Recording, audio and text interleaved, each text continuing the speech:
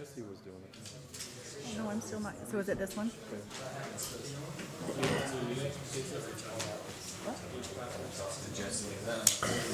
Get it? We got a new.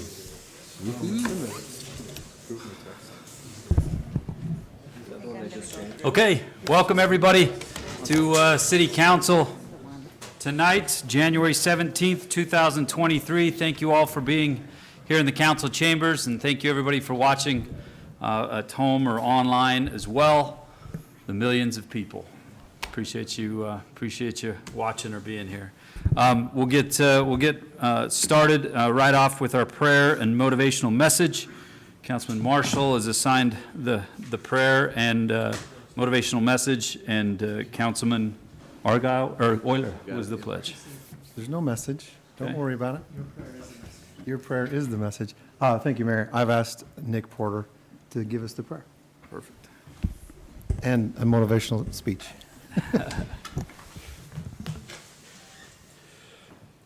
Our Father in heaven, we express gratitude to Thee for the opportunity to meet together, and grateful for the opportunity to be a part of public service. We pray that the decisions made here tonight will be guided by Thee, and we'll be able to have good discussions and decisions. Grateful for those that serve our community, in those that serve as first responders, and those that just work to make life better for one another. We pray that we can each be good neighbors and good citizens and able to share the love and positive influence with others. We pray for those who give their time and sacrifice to make our community better, and that they will be blessed. We pray for those who are in need, that they will be guided to the resources, and we will be guided to help them. And we give Thee thanks for these things in the name of Jesus Christ. Amen. Amen. Please stand and repeat after me. I pledge allegiance to the flag of the United States of America and to the republic for which it stands, one nation under God, indivisible, with liberty and justice for all. Thank you for getting our meeting started. Takes us to item C, the ceremonial oath of office for a new police officer. Chief, are you coming up to introduce our newest officer? I am. It's a pleasure to be here this evening and introduce Ashley Guevara. Ashley, if you could come up, please. Ashley's a recent hire at the police department. She's originally from White Bear Lake, Minnesota, so she's really enjoying our nice weather here. It's like summer to her, she said, from Minnesota winters. But she moved from White Bear Lake to Carlsbad, New Mexico, where she accepted a job at their police department. And she was employed there for about 8 years. She promoted through the ranks there. And when she left there, she was working as a patrol sergeant. Her and her husband moved to Utah County about a year ago. He's employed as a police officer with a neighboring agency. They just recently purchased a home here in Spanish Fork. She has twin daughters, age 5, is that correct? And she's been a great fit for the police department. Compliments from all the officers she works with, citizens, brings some great experience with her, and just a great addition to the city and the department as a whole. So welcome, Ashley. We're excited to have you here, and welcome to Spanish Fork and Spanish Fork Police Department. Chief. Ashley, anything you'd like to say before we swear you in? Oh boy, putting me on the spot. Yeah. Just happy to be here. Like I said, when we first moved up here, you know, the first time we visited, the first thing you see coming into the canyon is it opens up to Spanish Fork, and we kind of fell in love with this community the first time that we came up to visit. So like Chief said, we were happy to find and buy a home here in this crazy housing market, and we've been happy here since we moved into town in September when we officially moved into our house. So happy to be here. What's the coldest it's ever been in White Bear Lake, Minnesota? February, you get about 2 to 3 weeks of negative 25 with the wind chill. You just don't go outside. Yeah, stay in, yeah. Beautiful place. So it is summer here then, isn't it? Some days, yes, sir. Well, welcome. Yes, welcome. We'll give you a round of applause right now. We better see if you pass the swearing in before Okay. we give you a round of applause. Hopefully I didn't have to memorize it because I wasn't provided that memo. We got it. We got it. I'll be with you. Which way do you want us? This way? So you come over here, Ashley. Okay. Is your husband here with you? Is he working? He's home with kiddos. Oh, with the girls. Okay. Is this good? Can the camera get us there? Okay. Turn the mic, Mayor. This mic there? Towards her? Somebody. I've done this before, Ashley, I promise. Let's see if he passes. Yeah, let's see if I pass. Okay. Raise your right hand. I do solemnly swear, oh, excuse me, let's start with her name. Right? Yep. State your name. I, Ashley Guevara, Do solemnly swear do solemnly swear that I will, to the best of my ability that I will, to the best of my ability and with the highest level of integrity, and with the highest level of integrity, serve the people of Spanish Fork City serve the people of Spanish Fork City and preserve, protect, and preserve, protect, and defend the Constitution of the United States and defend the Constitution of the United States and the Constitution of the State of Utah. and the Constitution of the State of Utah. Welcome, Ashley. Thank you so much. Congratulations.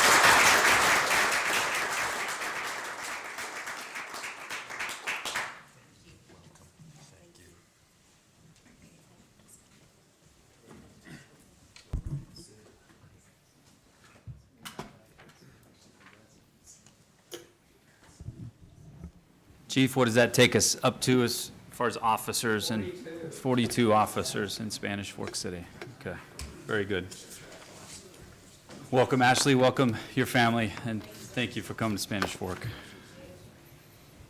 Okay. I was a fun part of council meeting to get to do that with new officers, new public safety personnel, and that's no second to that. Okay, that takes us to item number 4, public comments, general public comments, items not on the agenda that we might get to later in the evening, but any general public comments from the public to address the mayor and council. Okay, seeing none, we'll move on to council comments. Let's see. Oh, sorry, thank you. Somebody wants to speak. We'll start with Councilman Argyle tonight and go this way. Thank you, Mayor, and I don't have any comments tonight, so. Okay. Councilwoman Beck? I just have one. The Fiesta Days information will launch on February 1st. So any of those interested in starting to get their name or entries in the Grand Parade, sign up for any food vendor options, craft fair event, all of those things. You can check everything out starting February 1st, just on Spanish Fork City's website under events. That's all. Perfect. Thank you. Councilman Marshall? That's all. That's nice. I'm super short as well. The Parks and Rec Committee met last week. Dell and Doug run a quick meeting. Boom, boom, we're out of there. Reviewed the rec center concept, asked the committee members to go explore and test other rec centers around the state and give us feedback on what works and what doesn't work. We're going to appoint or reappoint a board member tonight, is that correct? 2 of them, so looking forward to that. Met with a property owner along Main Street to reinvigorate the idea of getting a group together and figuring out what Main Street would look like into the future. There's a good concept out there. I want to make sure that it gets forward. We don't lose that idea as UDOT comes through with some improvements along the corridor. We want to make sure that Main Street changes into something we can enjoy, right? Not just a stark piece of asphalt through the middle of our community. The legislative session starts today. Get involved. We talk about that all the time up here, but do get involved if you. Our representatives are really, they're awesome. They're good folks, and they want your feedback. They want your ideas. So get involved. There's a bill coming out that you don't like, give them a call. They'll love to hear from you. So we'll put their numbers up on the screen. There you go. Yeah. That's it for me. Thank you, Councilman Marshall. Councilman Euler? Just a couple of things from me. Yesterday, I had the chance to go to the ribbon cutting of one of the newest eating establishments in Spanish Fork, Slim Chickens. They had a huge turnout for their ribbon cutting, lots of employees. If you've not had a chance to go eat there yet, check them out. Great food, good people, good service. So that was yesterday. This past week, I had my board meeting with the animal shelter. The way we went over our budget, or the proposed budget for the next year, which will start, I believe, in June. The way they determine how much each city pays towards that budget is based on how many animals the residents and the police officers bring in to the shelter each year. And because other neighborhood or neighboring communities have brought in more animals this past year, Spanish Fork's portion for next year will be going down, so we won't be paying as much into the funds of the animal shelter next year, which is a good thing. And then final thing from me, the senior center will be having their annual Valentine's dance for any seniors watching. Put on your calendars February 10th, so come on down to the senior center and join us there. Thank you, Mayor. What's the age? What's the age? What is that? Anybody that feels like dancing. Or is it, feels like a senior? Or if you wake up in the morning and you can barely get out of bed, I'm in. like I do most days. Exactly. So I'm in. Come down. But- In all reality, I guess I think it's 55 and older, if I'm not mistaken. So. Kevin, will you be doing a special number, What's a that? special dance number at that event? Yeah, they do For you. jitterbug, I think. Got to be at least 80 though to do that, to remember how to jitterbug. Shane, you could probably handle that. There's a few members Not sure that I'd take move that one. a lot younger. There are. Down there. We've got a senior that is over 100 and she gets out and dances with the best of them. Sweet. So yeah, come on down. Love to have you. Good stuff. Oh, yeah, if you got that. One final thing. With all the snow we've been getting, I wanted to show where we're at currently with our snowpack up in the mountains. This is always a fun graph to look at. So the green line you can see is the current year where we're at with snowpack. And you can see that orange or pinkish line that we just passed was the snowpack levels from 1984. And then the yellow one, just below that, were the snowpack levels from 2011.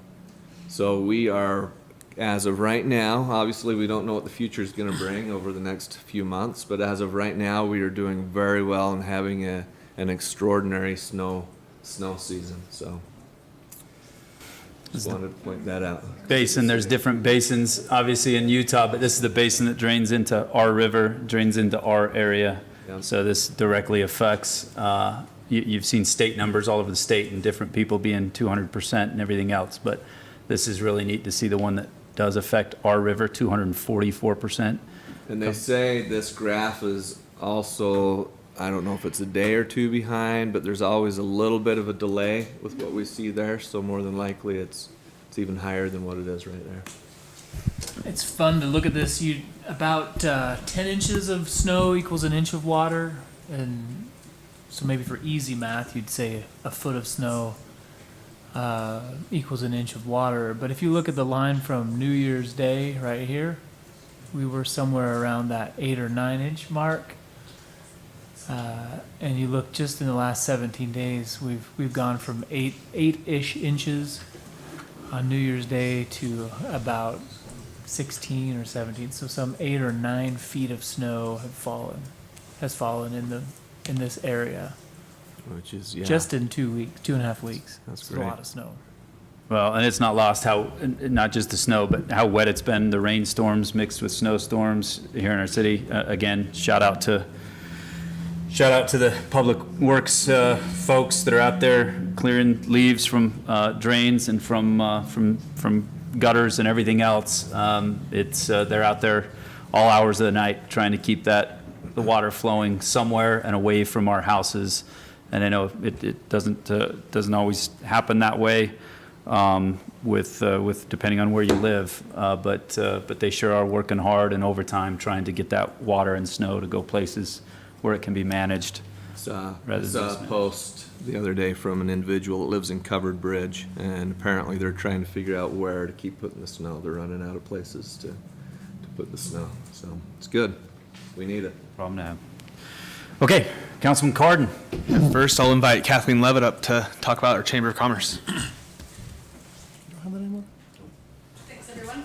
I texted Kevin instead of you. So, thanks for remembering, Jesse. All right, thank you for having me tonight, you guys. We're excited. We just had our board retreat last week to orient all of our new board members for 2023, so that was a lot of fun. We did make some changes in that meeting to our business of the month for the year. We're going to be changing it to have 8 businesses of the month, and then we're going to be doing instead 4 Chamber Community Partner Awards. We wanted a way to be able to recognize the non-business entities that really help us to be successful in the community, like nonprofits, volunteer groups, city services, individuals, and the like. So this will give us a chance to regularly do that because they really give us a lot of support as well. So we're excited for that. Business of the year will be selected then from the 8 businesses of the month. For January, we have a Chamber Partner Award, so that will be announced at the annual awards gala, and that will be January 25th at 6:30 at the Riverbridge Event Center, which is completely sold out. We actually have twice as many people as we were expecting, and we can't add any more seats, so we're totally sold out. We have a wait list, so if anyone that does have tickets can't make it, please let us know, because it's pretty cool. We've got a wait list, so let's see. We have noon networking coming up this week on Thursday, January 19th at noon. We have Jason from Biz Merchant Services is going to be speaking to our membership about e-commerce and credit card processing. He's actually helped our chamber to get everything online and really streamlined our payment processes. So he's going to be teaching our chamber members how to do the same with their businesses, which should be exciting. 7-Eleven is our lunch sponsor for the day, and we're going to be holding that at the High Chaparral here at the fairgrounds. We got too big for the Hampton Inn, at least this time, so we had to move to a larger location. We're super excited for our membership moving to an RSVP system, so that way we can kind of know how many to expect and get larger venues if we need to. So that's what we got going on at the chamber. Thanks, you guys. Thank you. Cool. Thanks, Thank you, Kathleen. Kathleen. And just to kind of echo what Kathleen's saying is we have a very active Chamber of Commerce group. Networking, the ribbon cutting, as Kevin showed, there's lots of people doing lots of things in our business community, and so thank you for what you're doing. And I just want to echo what Shane had said about our representation up at the state legislature. Representative Burton, White, and then Senator McKell, they're all willing to listen and to hear what we have to say. Unfortunately, they don't always hear a lot from us during legislature session, and so please take the time to try to, echo what you're hearing or tell them what you're hearing so that they know what their constituents want to be done up there. So that's all I got, Mayor. Thank you, Councilman Cardin. Okay, we have had some meetings in the last couple of weeks that have attended. One has been with a group of city staff and the architect that's been hired for the rec center. So just a quick update for the citizens out there. I know it's January, February are the tough months where we're looking for sometimes things to do. There's a lot of snow activities we can do, but hard to sometimes get indoors and recreate as a family together. And so I just want people to know that's moving along. Some of the designs are being worked out, like Councilman Marshall mentioned. The Rec Center Committee is seeing some rec centers as well and passing along some good information there. But we're excited. Within a few weeks, a month, we'll have some designs for everybody to look over and kind of get excited about there as well. The legislative session has been touched on. Your council and staff will be up there quite a bit for the next 45 days, helping to just represent Spanish Fork and our interests at the state legislature. I did hear briefly today that the Senate president and leadership in the House mentioned that the state's trying to do a tax cut and fund education.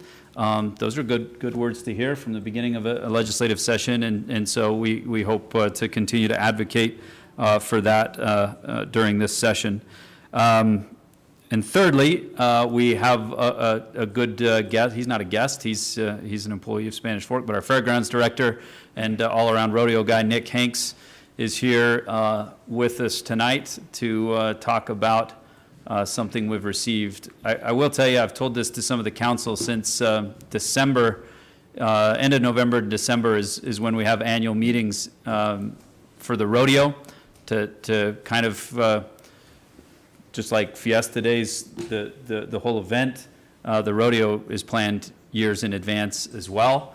And so we had some meetings a month ago now where things were discussed, and we talked to ACTS and everything else. But I just want to highlight what Spanish Fork means to the rodeo scene. If you don't already know, we're a pretty big deal in that arena. The 2 points that I took away from this conference we were at, number one, if you follow rodeo, Mr. Who's the bull rider that won? Stetson Wright. Stetson Wright, during one of the opening ceremonies, you go get your number that they put on their back, right, for the NFR. Stetson Wright goes up there and grabs his number, and he was the top bull rider for the year and then won the NFR too. But when he went up and grabbed his number to put on his back, because he was the number one, they don't just show his picture, but they show a video of him riding a bull. And the cool thing, in front of hundreds of rodeos in that room, thousands of people in that room, the screen that showed Stetson Wright's ride was right in front of the Fiesta Days rodeo bucking chutes. And so Spanish Fork is right there on this huge screen. And then we had a speaker, if anybody follows Yellowstone, the show, Taylor Sheridan, who produces Yellowstone, got up and the only rodeo he mentioned was Spanish Fork. And so it's pretty cool that we got a lot of pub down there in front of fellow rodeo committees and everything. I'm sure some of them were probably cursing our name a little bit whether we got that much pub. But it's due to the good work that Nick does, that Dale does, that Seth does, that the Diamond Fork Riding Club does to put on a world-class event year in, year out. It really is second to none. And what Nick is going to talk about is just another indication of that good work you do. Thank you, Mayor. Thank you for having me here tonight. I'm excited to be here. Our rodeo is part of the Professional Rodeo Cowboys Association, and in that association, part of the Wilderness Circuit, which is Utah, Idaho, and Nevada. And their year end goes with the calendar year. They had a finals up in Heber, and all the contestants there vote for the top rodeos in the circuit. We're in a category for large rodeo, and we were voted as the best large rodeo in our circuit. So I have a plaque here to present to you guys. Kind of cool. Like, we know the fans love it. We tickets go fast and that, but to know the contestants and all of them love it. Like Mike said, it is one of the favorites even on a national level. So it's fun to be recognized.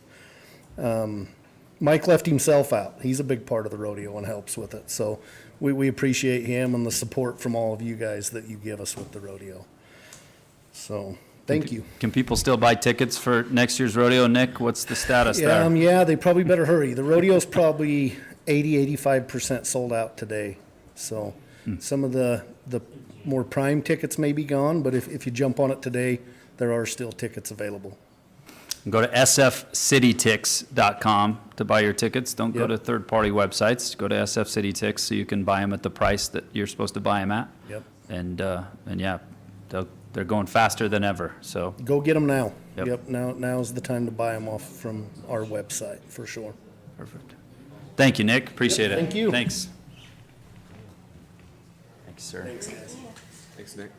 It's going in the mayor's office so people know I'm I a figured. cowboy. Yeah. It's fun. It's fun to go there with a bunch of cowboys, and yeah, I wear a cowboy hat and wear it really low so they can't see that I'm pretending to be a cowboy.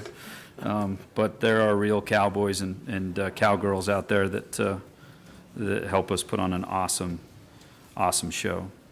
Okay, any other items from the council before we go to item number 6, Spanish Fork 101? Mr. Chris Thompson is going to talk to us about the Division of the Year in Spanish Fork. Okay, I'm going to invite the Power and Light Division to come up. If you guys can all come. There's a few out there.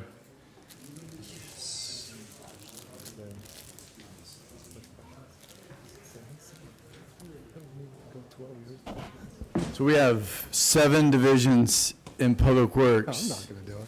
And every year, Kill me. they're not going to fit up here, so we'll let, As we'll close let as they're that be gonna okay.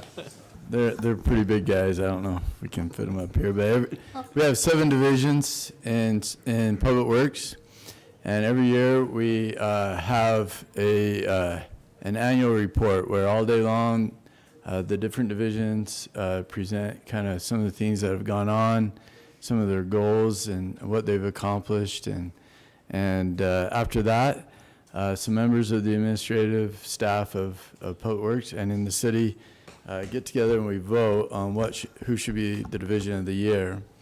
And for the second time now, the Power and Light Division has been selected for this, and on their plaques, it says why. So I just want to read that to you.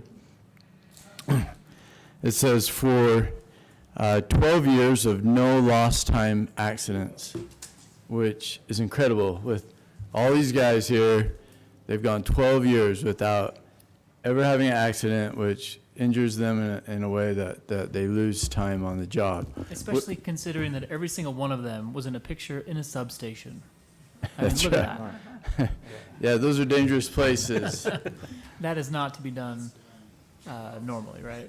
So accidents in the Power and Light Division can be really serious. And so that's a great accomplishment, and it's certainly something that I know that they focus on a lot, and I think that's really important in the work that we do.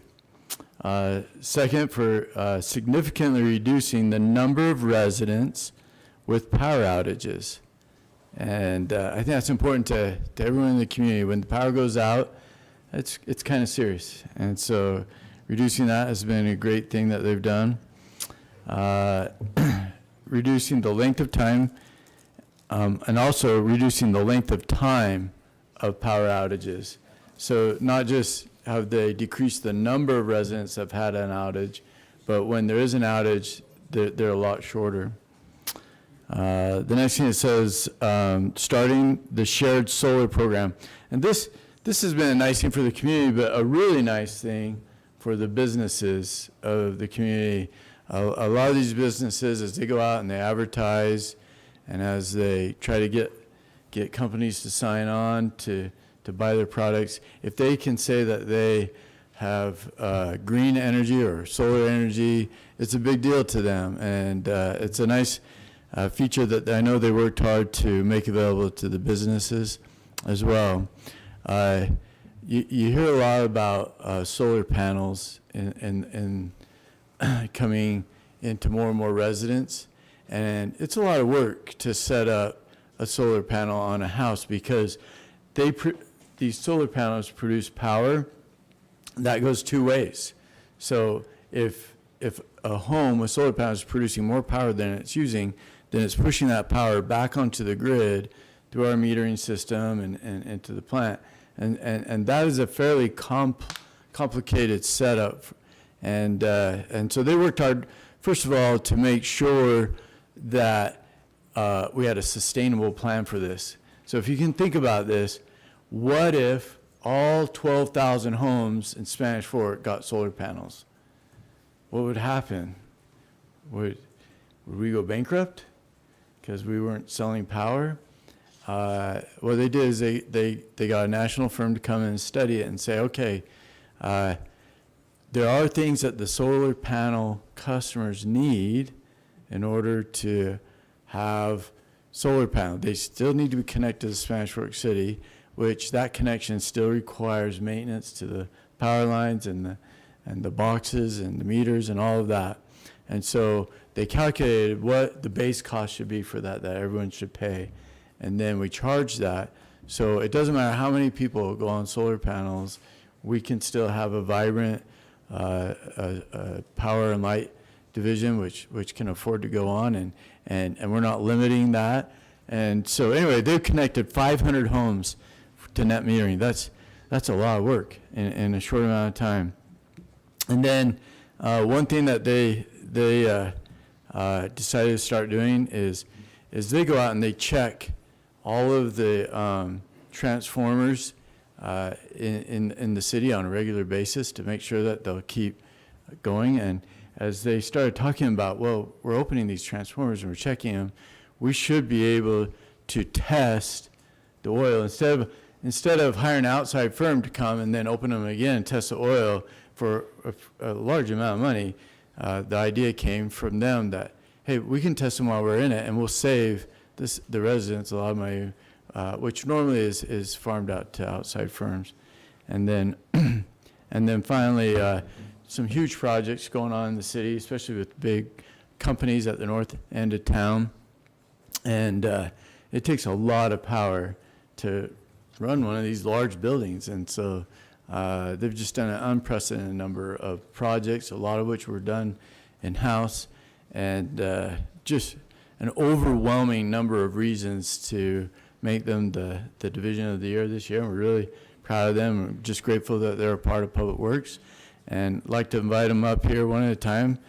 Jake and Garrett, if you could come. Jake's our Power and Light Superintendent. Garrett's the Assistant Superintendent. Maybe if we could hand these out one at a time. TJ Bills. Stand over here. Stand over here, and then they'll shake our hand as they come by. That's good. They start over here. Thank you. Thank you, sir. Good work. Travis Reed.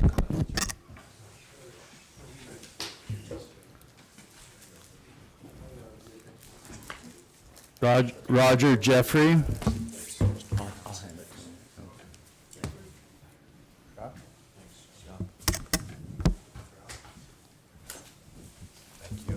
Jake Tyre.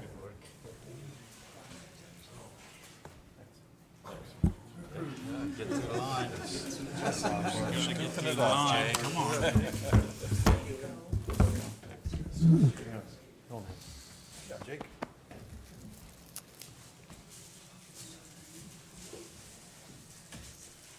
Brady Shepard. Raul Christensen. Adam Rhodes. Garrett Elmer. Guy Chang. Jake Jarvis. Thank you. Thanks. Brock Jewett. Hi, Guy. Thank you, sir. Braden Harris. Clint Pine. Thanks. Thank you. Thanks, sir. Thank you. Thanks. Thank you. Tom Cooper. Vern Jackson. And Sam Andrus. Thank you, sir. Thank you. Thanks, Vern. See you. Thanks, Sam. Jake Akins. Britt Sperry. Thank you. And Ty Miller. Thanks. Thank you. Thanks. Kevin wants to know how you have been able to go 12 years without it. You specifically. As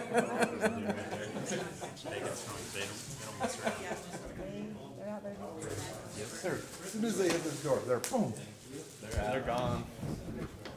Who wouldn't be? You see how happy they were to be here? That is the smile that they gave us.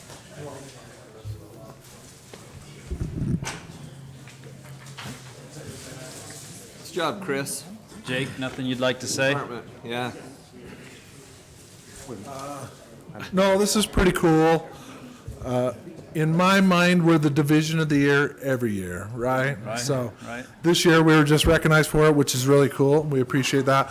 But those guys that you just shook your hand, they're the ones that earned it. They do the work. So you're in good hands with those guys. So thank you. Appreciate it. Congratulations. I just want to say real quick with that, back in December, power went out at our house.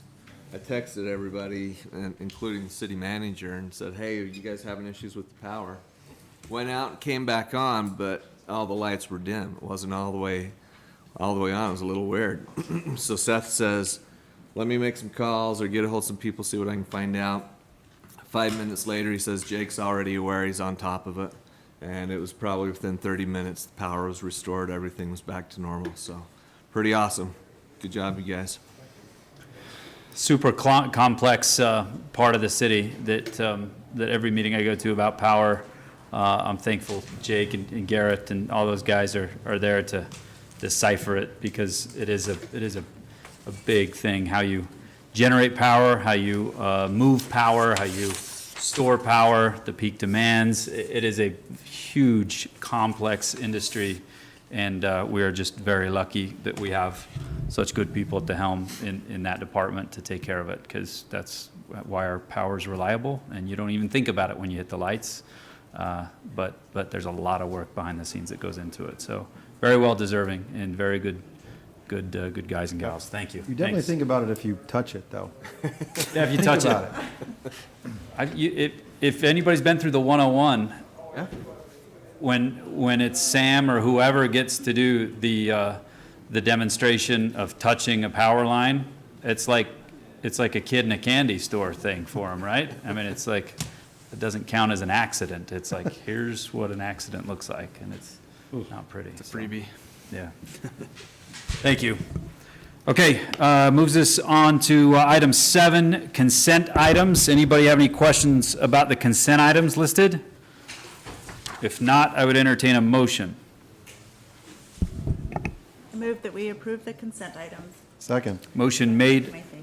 Yeah, that's your, Councilwoman Beck, seconded by Councilman Marshall to approve the consent items. Roll call vote, Councilman Argyle. Yes. Councilwoman Beck. Yes. Councilman Marshall. Yes. Councilman Euler. Yes. Councilman Cardon. Yes. Consent items approved. It takes us to new business, number 8, new business, board appointments for the library.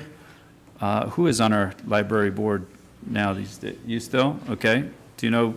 I think Scott's here to take it over, right? Perfect. Or do you already Scott? have the list? No. Well, Scott, you can come up and state the names of who we want on the library board. Yeah, good evening, Mayor and Council. So the library board, just maybe as a recap for residents watching at home that may not know, we have a library board. Their purpose really is to serve as an advisory board. So when we have policy decisions that we're trying to make at the library, we vet those through the library board. As residents, right, they have opinions and they hopefully represent the community at large. So we vet those policies with them, and then we take them either to you or to administration.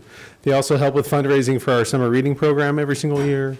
They do a lot of great things in just helping us understand what the community priorities might be as we set some policies and whatnot. So we have 2 names that we're recommending this evening, Becky Hill and Melanie Shockley, who are both longtime library users and lovers of the library, and in my opinion, as the library director, would serve greatly on our board and would be great assets on our board and to the community as they serve the library. So they serve a term of 3 years, and they can serve up to 2 terms at a time. So I don't know if you have any other questions about the names that we've brought for you this evening. Will you but remind me how many applicants weren't there? Like, we had about 20 applicants. Okay. Yeah. yeah. And we've kind of done things differently this year. In the past, I would kind of review in my mind, patrons that I know that might serve well on the library board, but I don't know everyone, right? And so this year we opened it up and allowed patrons to apply to serve on the library board, which opened the pool and also gave us, some insight as to members of the community that are looking to serve in different capacities. So this was a good approach for us, I think, and we'll continue this moving forward, giving more opportunities for people to serve who otherwise might be overlooked. Maybe a good pool of names too for you guys to use when you need thousands of helping hands moving books. Yep, that is. At 2 a.m. across Main Street. Call them. One big line. Yeah, we'll see if we can make that happen. Yeah. So, yep, they'll be great. Thanks, Scott. I have no questions about Becky or Melanie, but while we have you up here, are we ahead of schedule? Are we opening the library ahead of schedule? What are we doing? I guess it depends on who you ask and what ahead of schedule means, right? So I guess we're still slated for us. Politician? Pretty good. No, just a former public information officer. Okay, So, all right. we're still slated to open spring of this year, so yes, So we big. are on schedule. Spring. You sound like UDOT. Saw a video on YouTube of kind of a camera view going through there and stuff. It looks fantastic. Yeah. Looks awesome. Yeah, within the next month or so, I'll be back here for a 101 in which we'll discuss with you, the council, but also the public, our plans for the move.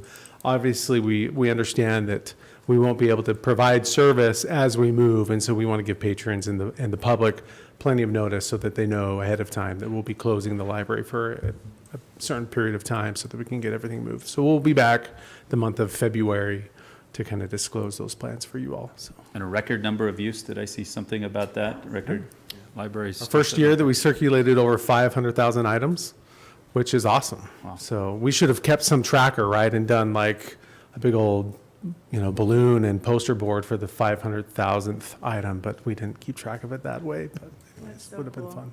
Do it for the 600,000. Yeah, we'll do it for 600. Well, I think this year we'll hit 500,000 again, so we'll watch for that. But Cool. Yep. Okay. okay, thank you, Mayor and Thanks, Council. Scott. And if there's no other questions, the library director recommends approving Becky Hill and Melanie Shockley to the library board. Entertain a motion and a second. Do I need a motion and a second, or just approval of that? How does that? Yeah, I need it. Okay. I would love to make a motion to accept these two names. Okay. Second? Motion made by Councilwoman Beck, seconded by Councilman Argyle. All in favor of these appointments, say yes. Yes. Any not in favor? Okay. Thank you, Becky. Thank you, Melanie, for being willing to serve. The next board appointments are in the Parks and Recreation Committee. Mr. Dale Robinson, do you want to come up and talk about that, or? Yeah, let's let him. Okay. All right. I saw the look. Well, I tried to get you. Yes, we're proposing to reappoint J. Ryan Nielsen and Doug Brown to the Parks and Recreation Committee. Perfect. And you know them, so. We know them. I don't know if you have any questions, I'm happy to answer them, but How many people serve on that committee with you on that board? there are 10 of us total, Yeah. including Shane and I. What's their time commitment? How often are you guys meeting? We meet once a month. Yeah. Yeah. And they're there for a 3-year term. Yeah. Are we looking for any others? I can't remember. Actually, we are looking for one other board member at this time. We're one down, so. Scott has a list of 18. All right. They love to read, We'll start there.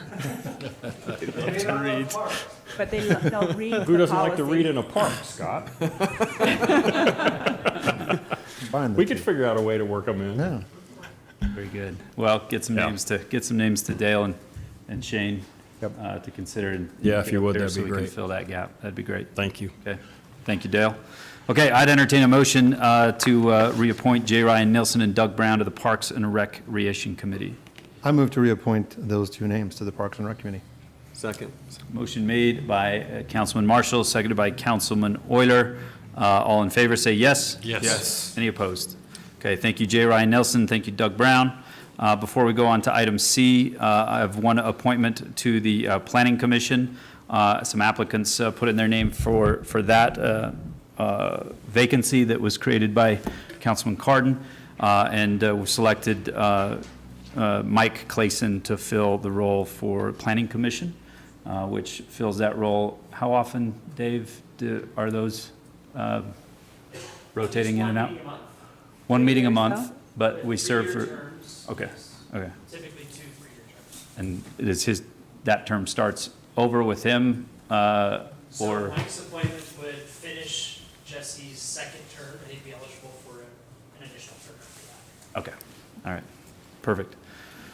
Okay, I'd entertain a motion for Mike Clayson to fill the commission seat on Planning Commission. I move that we appoint Mike Clayson to the Planning Commission. Second? Motion made by Councilman Cardin, seconded by Councilman Argyle. All in favor, say yes. Yes. Yes. Any opposed? Okay, thank you, Mike Clayson, and thank you, the Planning Commission. That takes us to item C, Mr. Dave Anderson for Larson Meadows annexation acceptance for further study.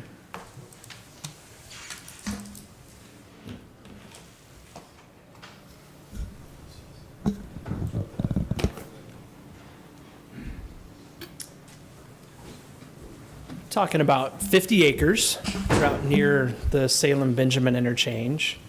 The proposal is pretty straightforward to annex the subject properties.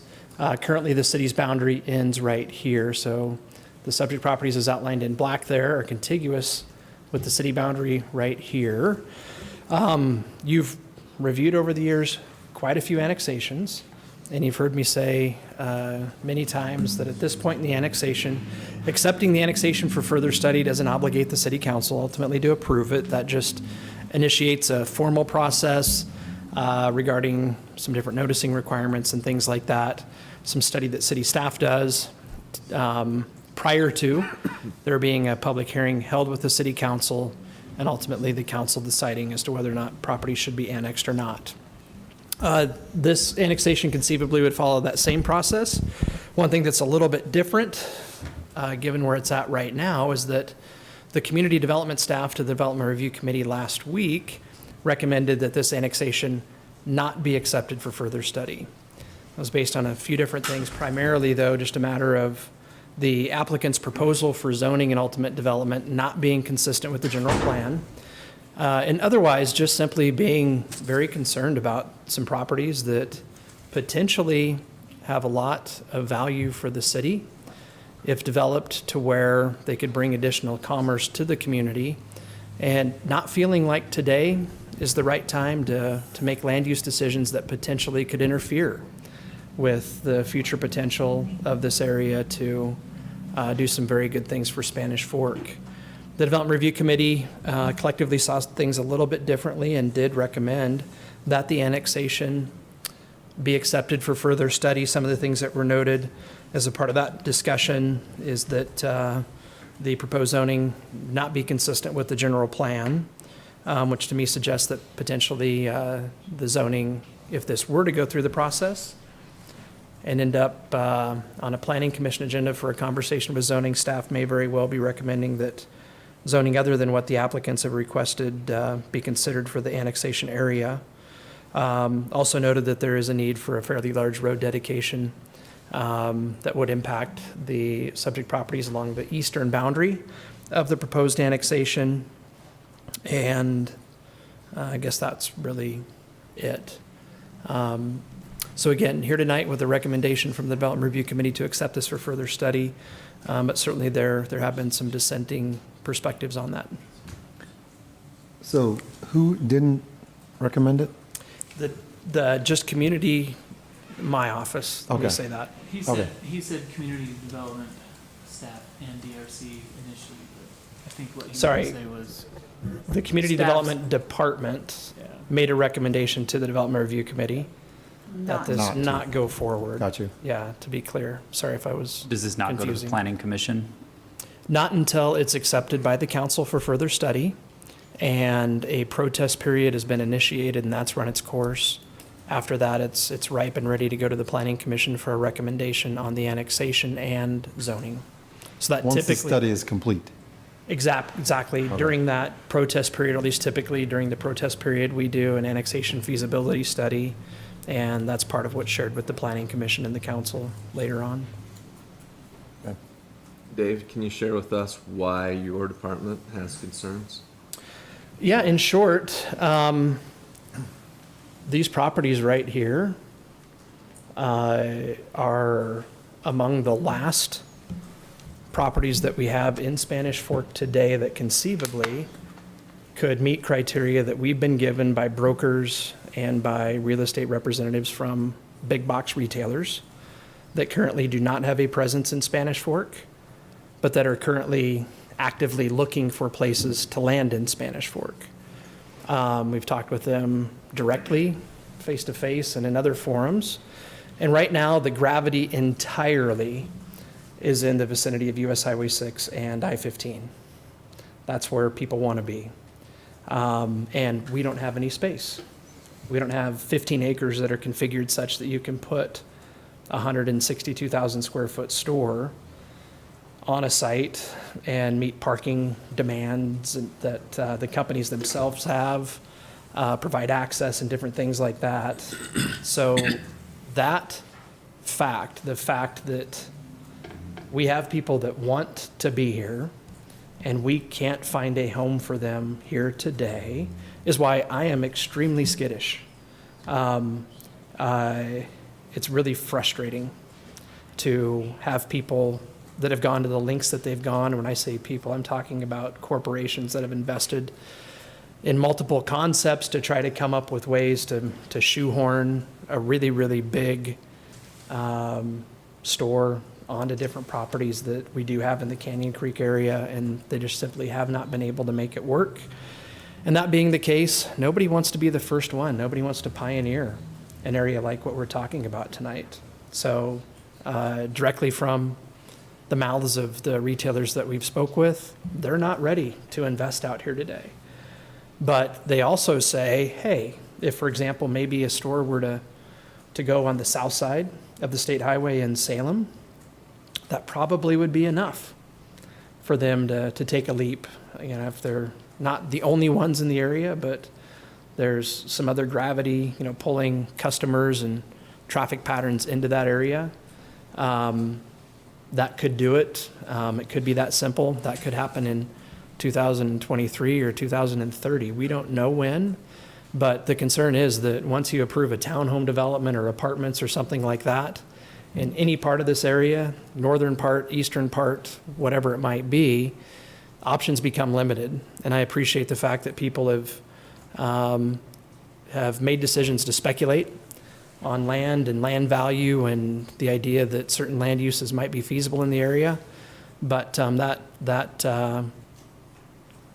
act that people have undertaken in the area, to me, takes a far back seat to the city's need to look out for the future and potential. And these properties are a really big deal and potentially a really big part of the city's future commercial base. So your objection is not necessarily that it shouldn't be annexed, it shouldn't be annexed like this, like the proposal. Very well said. So for example, annexing properties out to the interchange, sooner we can do that, probably the better.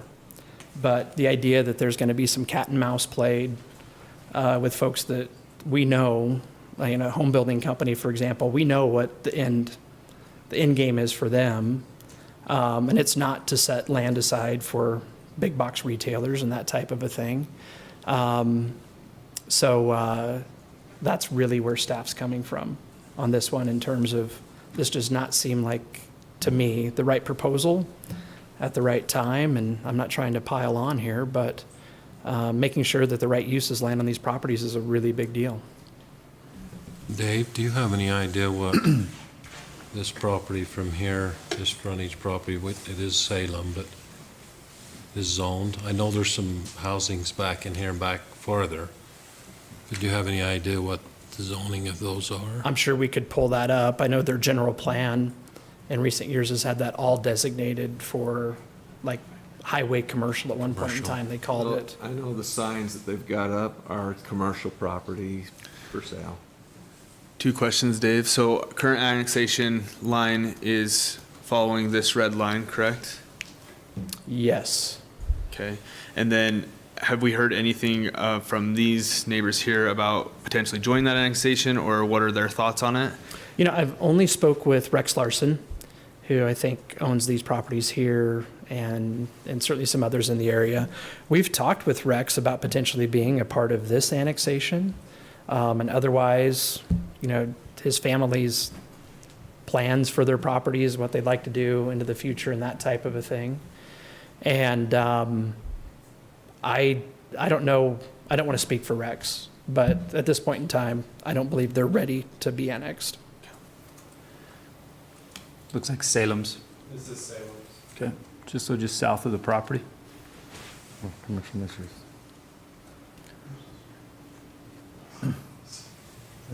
Thank you, Dave. I think, and you can correct me if I'm wrong, but if this process continues to go forward, there'd be public hearings that happen in the future with this, both with DRC, Planning Commission, and City Council, if this was to move forward. This is not the public hearing portion of this tonight. However, if the applicants here would, give you 3 minutes, if that's all right, to kind of give us what this... Sure, I'll talk fast. Sure. Can we pull up a PDF real quick? If we have any other questions besides that, we can discuss them up here. It's just on the root bed. So... Can you give your name to her? Sorry. Absolutely. Randy Smith, Fieldstone Homes. Thank you, Randy. Steve Young is also here, and Brent with Holiday Oils, and Steve represents. So we have different peoples representing different portions of the property. If we could pull up that PDF, I can demonstrate real fast. Sure. Did it come up for you?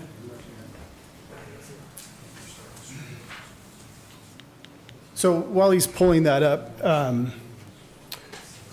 the property that's shown in gray is the property that Steve Young represents. And on this application, we had put it in as base zoning, that he would annex with us and then he would rezone after.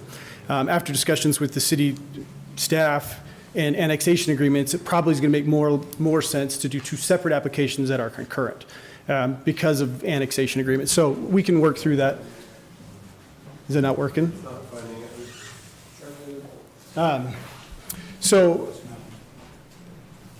the map that you just looked at for Salem is their general plan map, but they have they did a master plan of that region, and they have a new land use map just for that region. And you can see a portion of it right there. The pink is their freeway commercial, and then that darker red is like their highway commercial or just their main commercial zone. So you can see kind of the breakdown of Steve's property, and then Fieldstone and Holiday Oil are working on with Ladd Timpson on his property. And the Spanish Fork master plan is kind of overlaid behind, with the red being commercial, blue being mixed use, and then that orange up above the higher density residential. Can you jump to the next page, please? To help with scale, so I dropped a Home Depot in here, kind of there at the intersection. And I also dropped it on the Salem side. And I know we probably should not show it on the Salem side, right? But honestly, so in my history, I've worked in home building for about 4 years, but prior to that, I was in commercial real estate. And our clients were Home Depot, so we helped to develop almost all of the Home Depots in Utah and Washington and Oregon. We did Walmart in 7 states. I opened a new Costco in Timnath, Colorado. So I've worked with these big box guys. Given the opportunity, a Home Depot is going to want a right turn off of that road. All things being equal, or even maybe more expensive, they're going to push to the Salem side to get a right turn from the I-15 traffic coming off. That's not to say that will happen or won't happen, but more likely. And we understand the staff really wants to save this for commercial, and we're willing to work with that.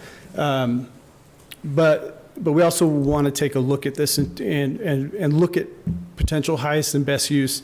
If you look at the Highway 6 commercial, I mean, I think you guys, you know what you have. You have Lowe's, Costco, Super Walmart, Harbor Freight, Dollar Store, Ross, TJ Maxx, Vasa, Macy's, right?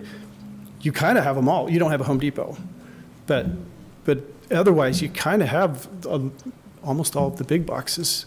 And so, I don't know, I feel like the area that's designated for commercial on these master plans is, I think, within 10 acres of your Highway 6 commercial.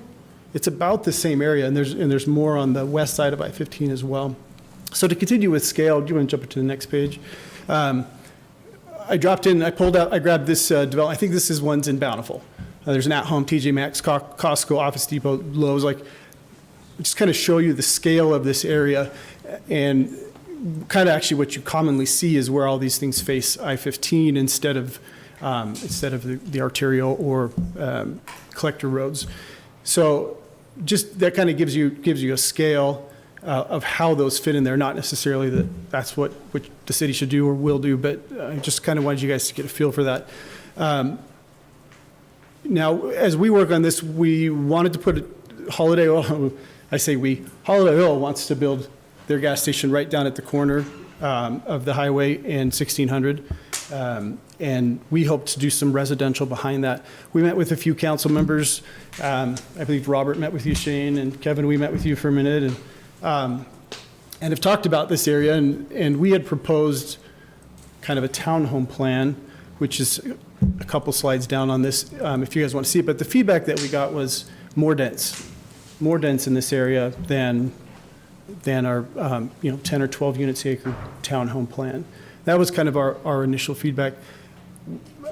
We do feel like this is a great opportunity for residential. This is a good place for residential, and there's a lot of commercial land that's going to sit vacant for a lot of years. In fact, I'm not sure what's going to fill it. Like, somehow, Costco's keep getting built. Everybody loves Costco. Walmarts have slowed way down. Your home improvement stores, they maintain the brick and mortar very, very healthily. Like, online sales don't really attack those. But a lot of other big boxes, they're shutting their doors, and they're not successful. Like, it feels like the day of the big box is kind of faded. So this is all to say, we want the council's feedback on what you guys want, so we can adjust our zoning and make our application something that the council will approve. We don't want to jam anything down your throats. If it doesn't work, it doesn't work. But we definitely want the feedback, and for what works and maybe what doesn't. If you'll jump ahead or down like 2 pages, I think. So this was a townhome concept that we did, fitting in on kind of on the back 8 acres behind the Holiday Oil. In our application, based on the feedback we got, we bumped from an R3. This is based under R3 zoning, but we bumped our application up to R4. Having been told that more density was better. We haven't done any concepts under R4. But if we could get R4 zoning, as a part of our annexation agreement, we'd like to be able to develop these 8 acres as R4, and while code currently says it's a 12-acre minimum. So that would be helpful that we could run a project and do a higher dense, nice project here on the acreage that we have on this parcel, where the front portions go into Holiday Oil. I'm happy to address any questions. Also, I think Steve might have some things to say, and Brent, I don't know if you had anything to say as well, but they're all a part of this application, and I appreciate your time. Thank you, listening to me drone on about this, but appreciate it. Yeah, any questions for me? Thank you. If we do, It was helpful to see the overlay, so thanks for doing that. Yeah, they're a little sloppy, but No. they paint the picture, I It think. was exactly what I needed to see, so. Yeah. Okay. thank you. Yes. Appreciate it. absolutely. Hey, would you mind sending me your presentation? I just have to give it to the public. Sure. We have it, Tara. Yeah. I'll send it to you too.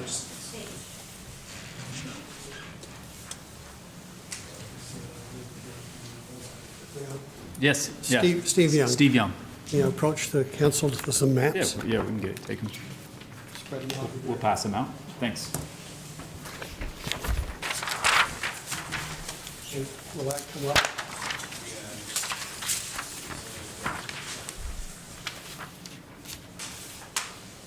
Possibly if you could take the very first one you put up prior to Fieldstones, just for one moment, and then we'll move on to that next one.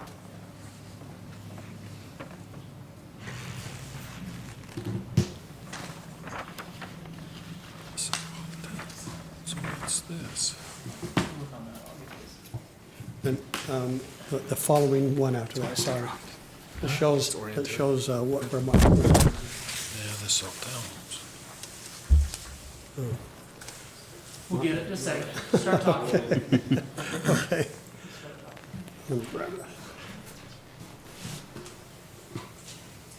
Before I get started with this, I just want to mention that we have been trying to buy property in Nephi, and we've been held off for almost 2 years now because they can't get power, and they can't get their power to function properly. So, good job.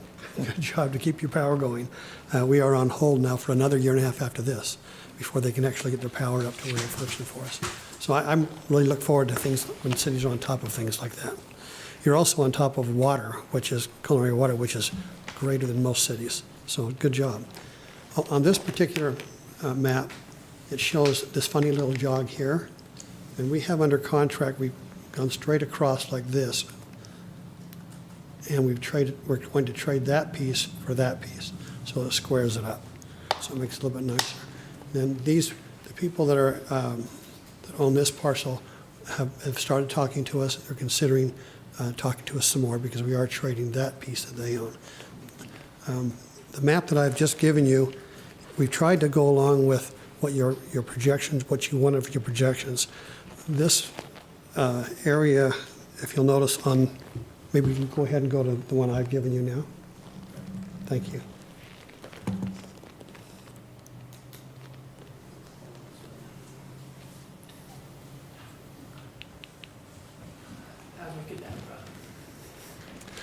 He just took a picture of it, so we didn't get this map until just before the meeting, so he had to just take a picture of it and throw it out there. It's all right. It's not quite as good, is it? We've got it. Okay. In the past, I've developed 4 commercial areas, and the areas we developed, we had Walmart, a large Walmart in one of ours, and it took, this is 800 feet from here to here. And then our Walmart went 600 feet, and nothing went bigger than that with the Walmart. But I've tried to listen to things I've heard about how you wanted to have a little bit larger area. So we've also determined how far do you have to go back before you have a road come in from this light, since this is going to be 127 feet wide. And we're guesstimating that this is the location. It could drop this way a little bit, but we need to do some research to find that out. And so here we have an access in and through and around, and we have mixed use here, commercial here, and then the R4 in here, and then as you get way further back, and we don't own this piece, by the way, we don't have that under contract. And we only have this portion, we have, this number 2, and this all portion up to that point, and then over and down. So that's what we have under contract right now. And we've tried to design this so that the residential is separated from the commercial, and there's a good access in and a way to get through in different directions. This could continue out this way. So I don't know if you have other questions, or I hope that explains it. It does show the number of units. It's R4 in mixed use. R4 is what we're hoping for. And then back into here is a higher density, which gives you the larger amount of people if that's what you truly desire. And if not, we can continue on with the same thing that's here. Thank you, Steve. Thanks, Steve. Appreciate it. No questions? Questions right now? Thank you. Yeah, one more thing. You bet, Ryan. So at DRC meeting, we learned that the county has asked the city to require us to dedicate a significant portion of the eastern part of Ladd Timpson's property to widen that county road. Our concept plans had accounted for that space, but our budgets had not accounted to gift that land with no reimbursement. And currently, that from DRC, that's what we're being told, is that we just need to give that land, and by we, I mean Ladd Timpson needs to give that land in order to annex the rest of his land. And I guess we just ask that not be the case. We're happy to set back off of it and let the county use their preservation funds or whatever funds they mean to purchase that right of way. So I just wanted to bring that up as well, as that came as in a condition with our DRC meeting. Okay. Appreciate it. Thank you. Thank you. Appreciate it. You bet. Come on. I'm glad he brought that up, because with this being 127 feet, we did another large area with high density and some commercial and some office on the border of Pleasant Grove and next city down. Linden? No. Pleasant Grove. To the south. Salem. No. Anyway, in our project, we had a 110-foot wide road, and it was going to be city road, not county like that is, or state. And so we were able to negotiate. Well, they just didn't even have to negotiate. They allowed us we had to donate the ground, and then we had to pay for all of the improvements, but anything that was over the amount of road that we would need for our design, the city would pay us for that extra improvement. So they considered what we were doing to be a 60-foot road, in some places 66-foot road. And then the rest of it, the city actually paid for those improvements after we installed them, and we dedicated the roadway. We don't expect that for this city because it won't be a city road. And so, but it is an extreme cost that we have to do on that. The improvements are much larger than the dedication of the road. It's quite large. because you're doing much thicker road base, much thicker sub base, thicker asphalt, larger pipes for connections that go further down or wherever you're having coming in from the city. So it's a real big expense, and we don't believe that it's possible to make this work if this is too large in here. And we don't think it's needed anyway. We think the 600 feet works, but we've been asked to design it at 1,000 feet over here. Thank you. Thank you, Steve. Sorry, I forgot your name. Okay. Okay. Thank you. Okay, any questions for Dave or Seth or their department from up here? I've got a few comments, Mayor, but Sure. no questions, just a few comments. Okay. A few concerns, really, probably to share with you guys. Nick, could you bring up the growth boundary that shows the current city boundary as well? Yes. While he's doing that, Randy, I just want to follow up kind of on our visit that we had, some things that I shared with you that were concerns. One of them was, first of all, I think I mentioned to you that I think, and this is me speaking, not the council, so these are concerns that I have. First one was that you're probably asking for not enough commercial. I think I shared that with you, that's going to be a concern when you actually propose this, is that I think for that area, me personally, I'm going to want to see more commercial than just a gas station on the corner, on the front. That's my opinion. The other concern that I have, and I think I shared this with you as well, is I feel, at least in Spanish Fork, that there's a little bit of townhome fatigue going on right now. Lots of townhomes all over the place. And I think that's why I mentioned to you that I don't think that's the appropriate place for townhomes. And that, especially when you look at what we've already proposed and approved directly east of that property, those aren't townhomes. Those are condos, 4-story condos. To go from that down to townhomes and then to a possible big box, I just don't feel personally that that's the location for that. Now, that's not the topic for tonight, obviously. The topic for tonight is the annexation, and I just want to talk a little bit about a concern I have with the annexation, and that is basically what we've got here and what we've got there. If we're looking at annexing this property right here, I have concern because I feel like I-15 currently is kind of a boundary for Spanish Fork.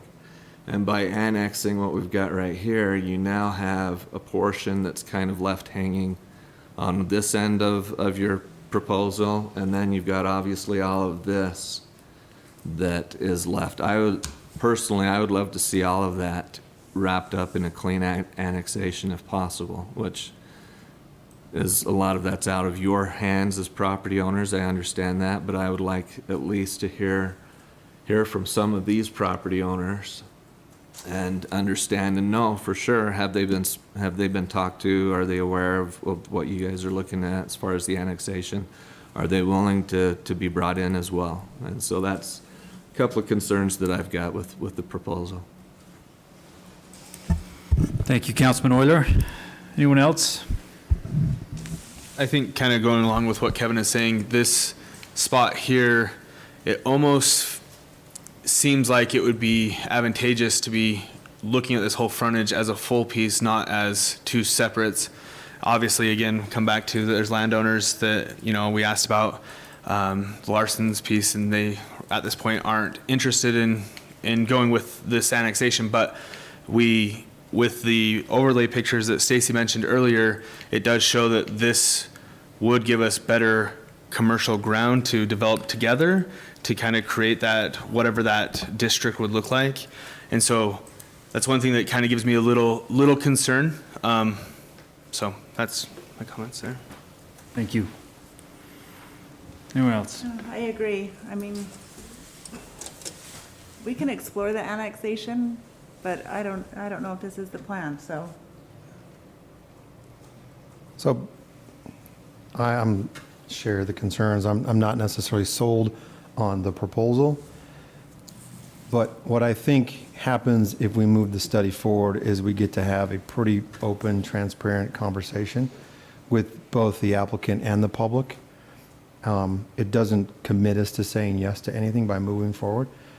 If this was the final proposal that we were looking at today, I don't think I would say yes to it, but I'm very interested to hear what the landowners has to say, the surrounding landowners have to say. And I don't think we get that unless we go to the next step. And I think going to the next step would be just keeping your eyes wide open with all of the issues that we've all talked about today. And if they aren't resolved to our satisfaction, we say no, and we're not ready for it this time, and we move on. But I don't know that I like the conversation ending tonight by not moving it forward. But again, I'm not sold on this is the right plan. So I'm torn. On one hand, I wanted to move forward and have a good open conversation, but I'm with you, Stacy, and the rest that this is probably not for me. So Thank you. that's my spiel. Thank you. Councilman Argyle? Nope, I'm good. Yeah, I think I share a concern a little bit of the hole that this creates here. Because this is an important area. The realities in Spanish Fork are the demands, are the asks of available land, and that's a real concern to us. It speaks to the planning that no, not everything is always a home run, but again, I've said it before, we hit a lot of singles, and a lot of our success for Spanish Fork in land use planning has been preserving some areas that could have been something else a long time ago. And myself, all of us up here, and the residents enjoy a lower tax base because there is commercial activity, retail activity that happens in our community. And so I'm grateful that people have had that vision. I hope we have that vision in whatever way that this moves forward or doesn't move forward, that you're getting some of that feedback as potential landowners out here that have some landowner contract, that we will work to protect an area. And it's because, in my mind, it's to protect the residents. It's to obviously provide a mix of housing, places that people can live, and those are needed in a lot of different areas in our city.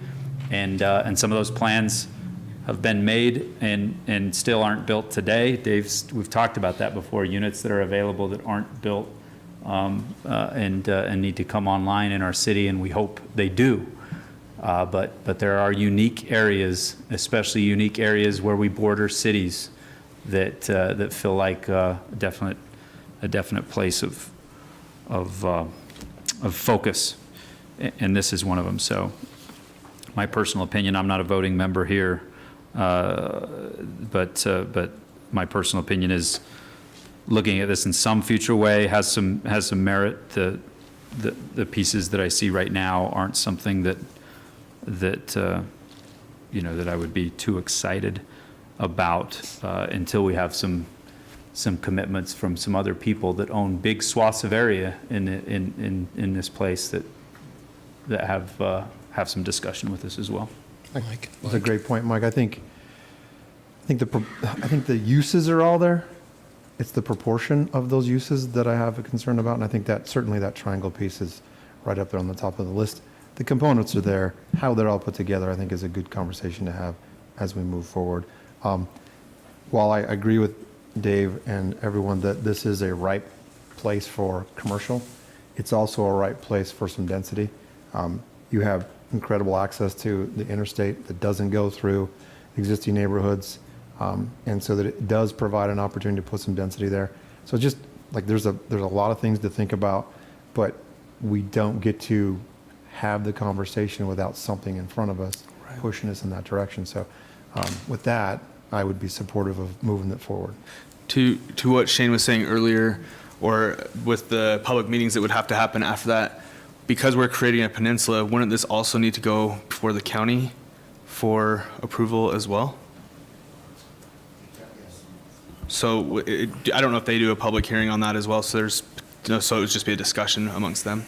Yeah, they don't have a public hearing, but they do have to give But at there would least still their be- consent. Yeah, so 4 different bodies that this would have to go through before it was approved. If you do move it forward, one ask or suggestion for the staff would be, you've done a really good job of identifying some of the concerns that you have, but delineating any more that you want to make sure that we include in our study, questions to ask, and maybe discussions to be had internally or with the candidate or with neighbors. So we can glean some of those things that you've said so far, but if you have additional ones, that's really helpful for us, really helpful for the applicant as well. So just a couple quick, because I'm not in forward of it going further. There's too many questions here. I don't think the place, as Kevin said, townhomes. This isn't the place for townhomes. The commercial property that we've had reserved for a long time at an entrance, yes, it's convenient for these to get on the freeway and off the freeway, and that's why it should be a little higher density. But we are still 2 miles away, or even though our city bound touches this, our city boundary touches this, there are developments that are back up along the fence that are not completed. So there are some issues, and the road issues. So I think there's too many questions that are unanswered here right now. Thank you, Councilman Argyle. I forgot to touch the road issue. I sympathize. I get that. I get big roads are tough. They're expensive. Where it starts to land with me as an elected official, being here almost a decade, is when those big issues come in. It's either talking about it from the standpoint of the landowner, the land seller, and the developer working an issue there. And yes, the city's a partner in what that looks like, and even if it's a regional road, the region is a partner in what that looks like. But certainly, those expenses are hard for us to justify putting on the resident in Spanish Fork and say, well, this is what we have to pay for from some other fashion or reserves or whatever that we have. So. Yeah, that's the road point I wanted to make.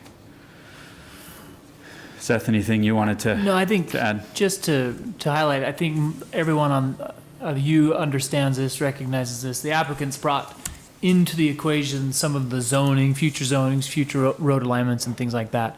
We are months and months away from any of that being any kind of a reality of discussion, right? And so this is an acceptance only, not the legislative act of actually accepting the annexation. So any questions or thoughts about what has been proposed, discussed by the applicants today, is not what you're doing. Of course, I know you guys know that, but just for clarity's sake of the audience or those at home. Yeah, good point. Thank you. Okay, any other further discussion or questions here about this?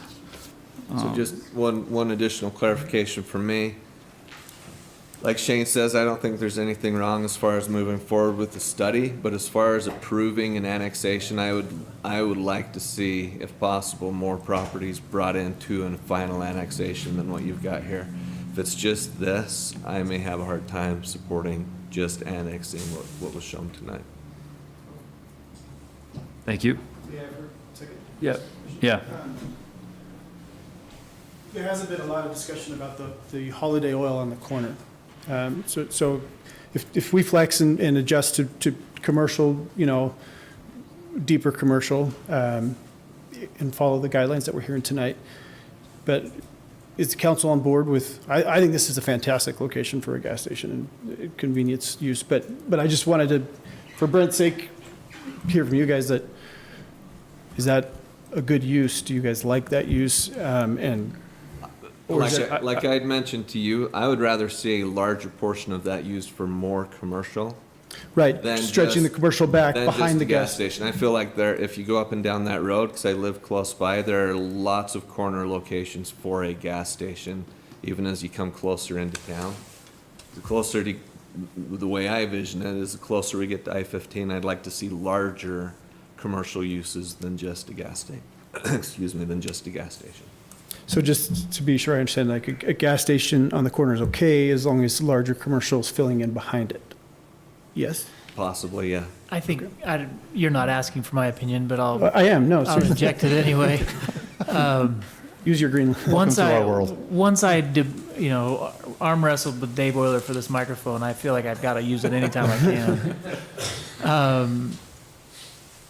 If the council were to annex this and zone it commercial, that gas station use is allowed in our zone. So I think that would be a strong signal of what, would it be allowed or not?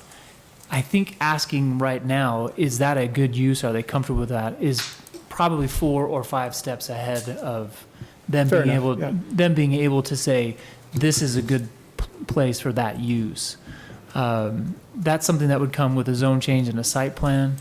But just to be constructive and helpful to you, if their sites are on having some additional commercial, we know that those kinds of stores have, and we talked about this a little bit in the DRC, those stores always want front pads, but typically I think a Holiday Oil is probably a little bit deeper than what those pads might be. So everything that you consume on that front might push the back boundary further, deeper into that 800, 900,000, 1,100 foot range, because you want to still accommodate proximate to the freeway some of those higher and heavier commercial uses. So that's something I think if I were you, or maybe more specifically Holiday Oil, take into consideration. Well, I guess because if you own that property that's behind it, then it might chew up more of what you're thinking if they take up 300 or 400 feet away from the highway, or whatever the distance actually ends up being, right? Yeah. So, I think getting the council to say, yeah, that's a great use for something that, one, isn't in the city yet, we haven't studied, is probably just premature for them to be able to give you a really reasonable answer today. No, yeah, and I can appreciate that, and I just hope you guys understand that we're on timelines too, and Sure. got to make decisions, and yeah. So I just want to make sure there was some clarity around that, because there hadn't been a lot of discussion on that point. So I appreciate it. I'm happy to answer any questions. Thanks. But whatever you're putting in your popcorn, I can't stop eating it. Holy cow. You don't Really? realize, the whole bag? You're not supposed to be able to eat a whole bag, but. But you can? So Start eating a whole You bag. should not. Don't admit to that. Ridiculous. It goes quickly. Yeah. Okay, sorry, got a sidetrack there. Any other questions, comments up here about item C, Larson Meadows annexation acceptance for further study? I'd entertain a motion one way or the other, or any further discussion. I'll move to approve Larson Meadows annexation acceptance for further study. Second. Motion made by Councilman Marshall, seconded by Councilman Cardon, to approve the Larson Meadows annexation acceptance for further study. So roll call vote. Councilman Euler? Yes. Councilman Marshall? Yes. Councilwoman Beck? Yes. Councilman Argyle? No. And Councilman Cardon? Yes. Okay, that passes. So Seth and Dave, we did this not long ago, another annexation approval. What then typically? Not approval, but acceptance or for further study. acceptance for study, sorry, thank you, Mayor. What's the typical timeline? Is it based on property owners now coming back to the city, or when could we possibly see the actual annexation request? To speak roughly, so we will then go ahead and provide notice to different entities that we're required to notice per state law. That probably will happen within the next week or two. That initiates a protest period that I believe is 30 days. During that period of time, or sometime prior then, to the item being presented back to the Development Review Committee, an annexation feasibility study will be complete. That's taken anywhere from 2 weeks to 6 months to do in the recent past. In this case, I would guess it might be something kind of in the middle of that. When that's done and the Development Review Committee's made a recommendation, then it's scheduled, like I said, for a Planning Commission meeting. So kind of again, just speaking broadly, I would guess that would maybe be late spring at this point. And oftentimes when we schedule it for a planning commission meeting, we'll go ahead and notice at that time for a public hearing with the city council. And at that point in time, you'll have before you the feasibility study, the recommendation from the Planning Commission, and the recommendation from the Development Review Committee. And after you hold a public hearing, you can make a decision whenever you want. You're not obligated to do that at that point in time, but it's certainly ripe at that point for the council to make a decision. Thank you, Dan. In terms of property owner involvement, there's really not a lot, to be honest with you. There's one public hearing, and it's with the city council at the conclusion of that process. Thank you. Okay, thanks. Dave. Thank you. Moves us to item D, the Hallam right-of-way purchase agreement, Spanish Fork Parkway, 700 South.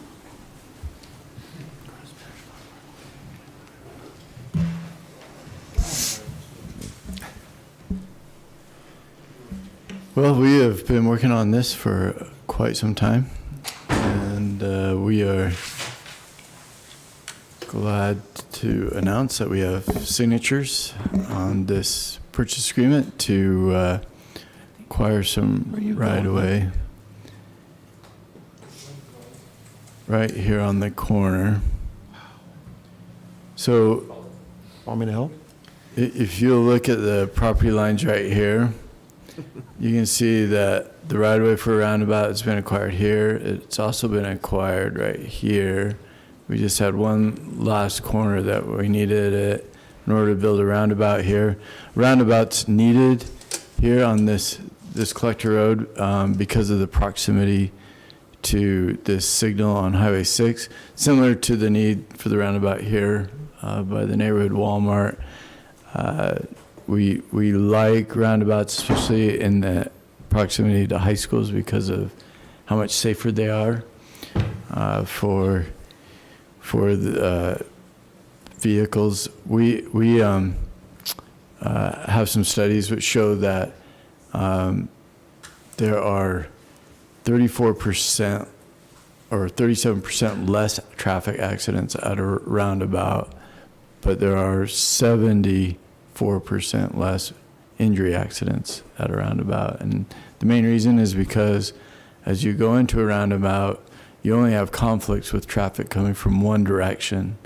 And so you just have to keep track of one direction. And if for some reason you still hit that vehicle coming from that one direction, it's a glancing blow type accident, which is at vehicle speeds of between 11 and 17 miles an hour, which virtually hardly ever are there any injury accidents coming from that type of accidents. They're also continuous flow, which is nice for keeping traffic moving further and the traffic calming, so it's not just a raceway.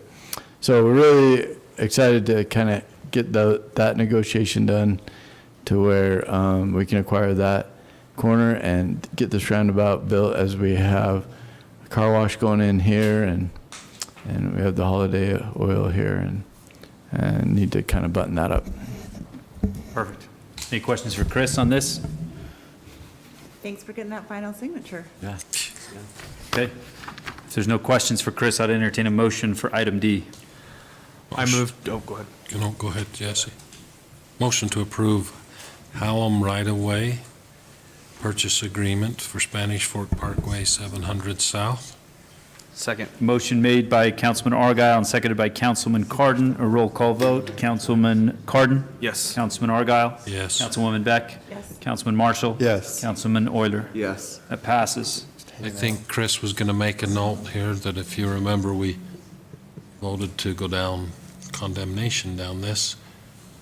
And J. Merrill come in and signed and his sister signed, so it saved us going down that road, which we don't like to do anyway. We like to have their approval of what we're trying to get accomplished. So that was a win. Yeah, good for work. Chris. That's a good win. Good work. Good work. Good He work likes Chris. for the area. I travel there quite a bit to get my popcorn and go to the Walmart from there.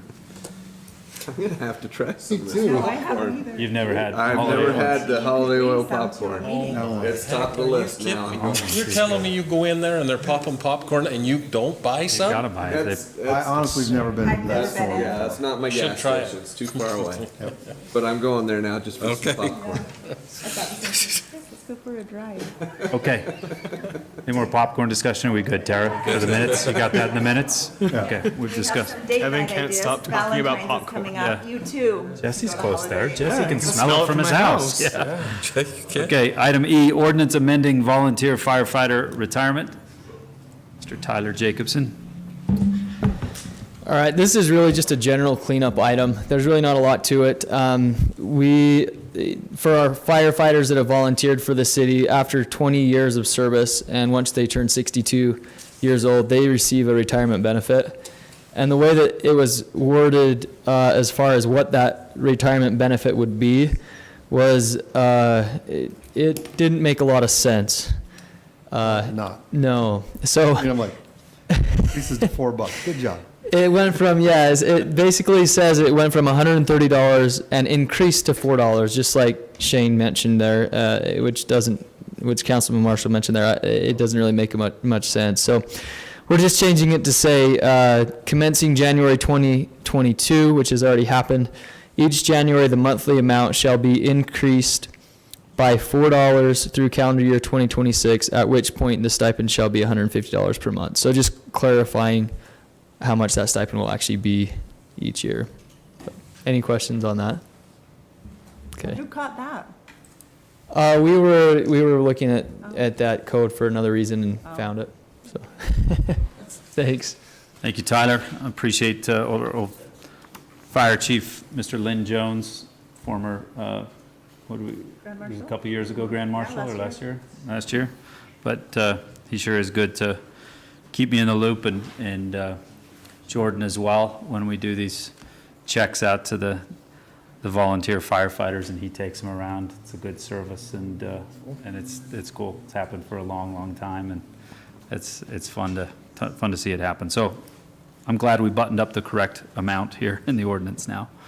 Any questions about this? If not, I'd entertain a motion. I move to approve the ordinance amending volunteer firefighter retirement. Second. Motion made by Councilman Euler, seconded by Councilman Marshall.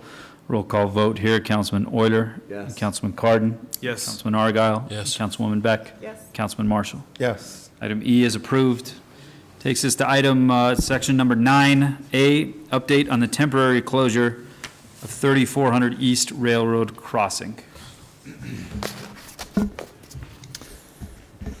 We talked to you last time about the temporary closing of 3400 East Railroad Crossing, and we since then have met with UDOT and with the county and with Union Pacific Railroad and discussed this. All three entities were very supportive of this idea and thought it was the right decision. We started getting into logistics of what should be done. UDOT felt that this right turn lane and some of the shoulder and asphalt area here ought to be milled up and done away with to kind of not give the impression that maybe you could turn there. We agreed. They also felt like some restriping ought to be done and some signs taken down. The restriping and particularly the restriping, but coordinating the milling and all of that could not be done by February 16th. And so as we talked about logistically, we thought it might be better to do it towards the beginning of May, kind of have the changeover occur at that time. But all three entities were supportive of that, and so we thought we'd probably look to doing that. Also, it looks like some of the other entities will participate in any costs that are involved. We're still working that out, but I think it's a good thing. Any questions at all for that? So we won't even close it, because I know you wanted to close it. We won't until we get this stuff done first. Yeah, it kind of makes sense to do it all at once. We don't want to inadvertently make a more hazardous situation, Right. trying to save a hazardous one. Okay. Thanks. Goes to turn right, they can't turn, jumps back on. Yeah. Makes sense? Yeah. And you can't do the construction until spring anyway, so. Okay. Me. Makes sense. Okay. Thank you, Chris. Appreciate it. Okay, we have closed session, so if there's nothing else for city council meeting, I would entertain a motion to adjourn to closed session. I move that we go into closed session for reasonable imminent litigation and land use. He's been studying. Land transaction. Oh. Land transaction. Oh, land transaction. All right. Brandon would be so disappointed. Yeah, it was a rookie. Give him a minute. Second. Motion made by Councilman Cardon, seconded by Councilman Argyle to go into closed session. Roll call vote. Councilman Euler. Yes. Councilman Marshall. Yes. Councilwoman Beck. Yes. Councilman Argyle. Yes. And Councilman Cardon. Yes. Thank you. We're adjourned. Thank you for joining us. Thank you all. Appreciate it.